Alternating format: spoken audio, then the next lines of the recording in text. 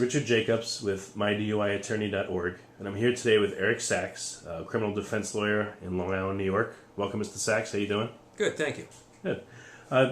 He's agreed to let me interview him today, so I'm going to get right into the questions. And my first question for him is, what made you choose to handle DWI cases, and what motivates you to be a criminal defense lawyer?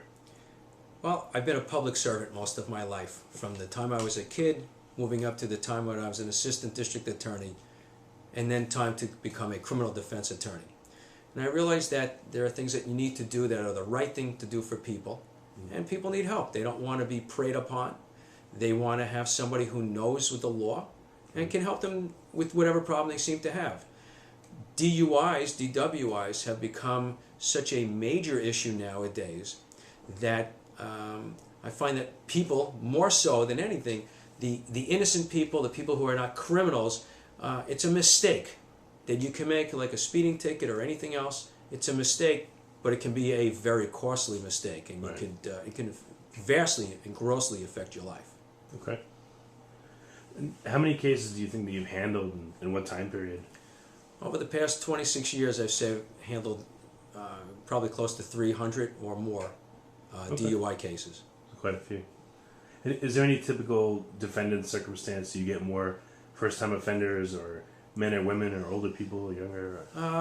Well, we handle, obviously I handle the whole gamut of cases. The most that we seem to be men more than women, and probably in their 30s through 50s. And a majority of them are first-time offenders, and because they are first-time offenders, again, the person who made the mistake, it is critical that those cases are handled correctly, because for the rest of their lives, any prior blemish on their record, again, could be a big problem. Okay. Do you tend to see that more of your clients have high blood alcohol levels, or a lot of them coming close to that 0.08 limit? I think we see nowadays more are close to the limit. A lot that are probably a little bit below the limit, and some of that are go up to maybe a 0.13. Obviously, there are those that are higher, and in New York State we have 0.18 as an aggravated driving while intoxicated, but because the atmosphere on Long Island and the police officers are pulling people over for anything that they think can be a DWI, a lot of people are coming in now with the low readings. Okay. Do you see a lot of the cases due to alcohol or drugs? Which one's more? And if it's drugs, is it harder or easier to defend? Okay, still the majority are alcohol related. Okay. I do see a lot of drugs, a lot more drug related accusations coming in now. Even people that are unfortunate enough that they need regular medication. We're on prescription medication. As soon as the police officers hear that you're on medication, even though it's legal, it's prescribed, it doesn't say that you can't operate even heavy machinery, those people are accused of driving under the influence by drugs. Really? So even if I said I took Tylenol for my headache? Well, Tylenol is not so much the issue. People who are taking Oxycontin, people who are taking a small amount of Xanax, people who are on Adderall, people who have ADD taking Adderall, the prescription medication, even though a lot of these medications do not impair you, will not impair you, right. By virtue of the fact that you have it, or you've told them that it's in your system, or for some reason they've gotten a blood test and it shows up even as a trace, the government will prosecute you for driving while intoxicated by use of drugs. Right. Well, what would you say is, I mean, you've already spoken about this, but what's unique about the DWI laws in, Nassau County, the counties you service on Long Island and New York? Well, Nassau County is very unique. There's the district attorney campaigned and was elected based upon her war, and that's what she calls it. It is a war against drunk drivers. And because of her position, the surrounding counties are pressured to also prosecute cases that they may not feel as strongly need to be prosecuted. In Nassau County, just about every traffic offense seems to have a DWI tinge to it. Every police officer thinks that no matter what happens, every traffic accident seems to have a DWI relation to it, even though it's not. So most of the people who are innocent, not only not guilty, but who are innocent, who haven't done anything wrong other than had a traffic ticket, a traffic infraction, maybe have been on the telephone or was texting or took any kind of maneuver to even avoid a pothole, the first thought that goes through the government's mind, the police officer's mind, is you must be intoxicated. They will pull you over, and the police officers here and the government does not look to investigate. They only look to see what they can find to prosecute you for that. Okay. So what would be your best tip?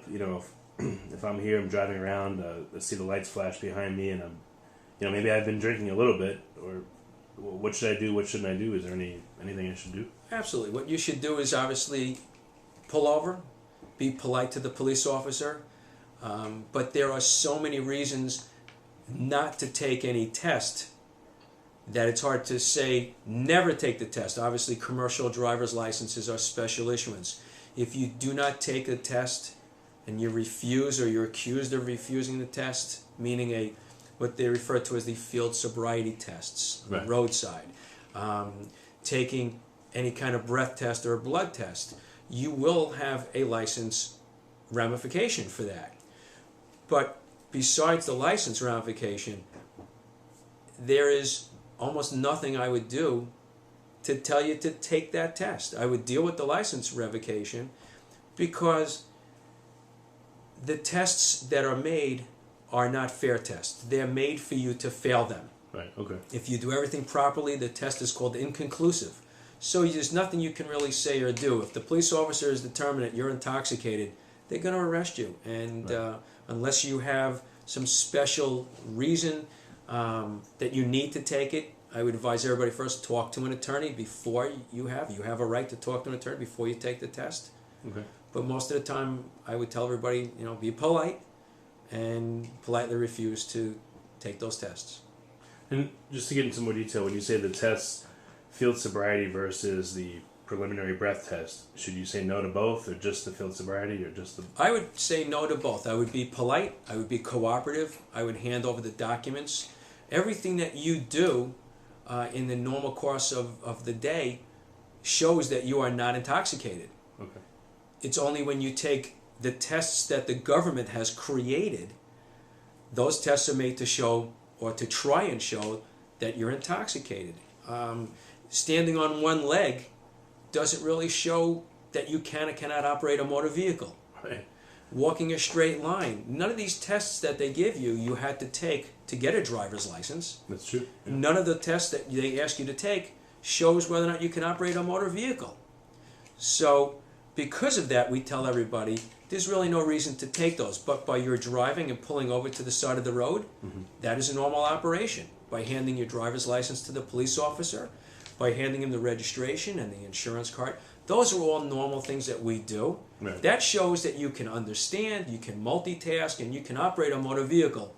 The fact that you can or cannot stand on one leg doesn't mean you can or cannot drive a motor vehicle properly. Okay.